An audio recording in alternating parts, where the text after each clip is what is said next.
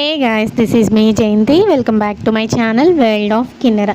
So ఈరోజు ఏంటంటే సరదాగా ఇయర్ రింగ్స్ ఎలా మేక్ చేసుకోవాలి అనేది ఈ వీడియోలో చూద్దాం. అయితే ఏంటంటే ఫస్ట్ మీకు దొరికిన అంటే ఏదన్నా ఒక పాలిథిన్ కవర్ కానీ లేదంటే ప్లాస్టిక్ షీట్ కానీ మీకు అవైలబుల్ ఉన్నదాన్ని బట్టి ఒక చిన్న మొక్క తీసుకుని నేను అక్కడ చూపించిన విధంగా అది అంటించుకుని ఒక కుందన్ అంటించుకోండి. తర్వాత 3 rows ఆఫ్ స్టోన్ చైన్ అంటించుకోండి.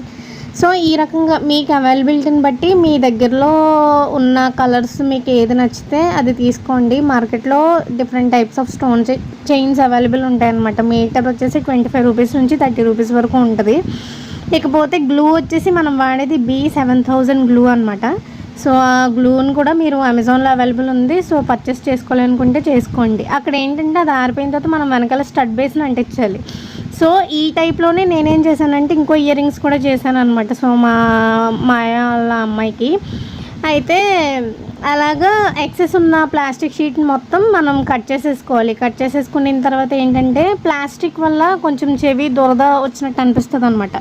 సో అలాంటప్పుడు మీరేం చేస్తారంటే క్యాన్వాస్ షీట్ కానీ లేదంటే ఒక చిన్న క్లాత్ ముక్క కానీ దాని వెనకాల అంటించుకుని దానిపైన ఆ స్టడ్ బేస్ని అంటించుకుంటే ప్రాబ్లం ఏమి ఉండదు.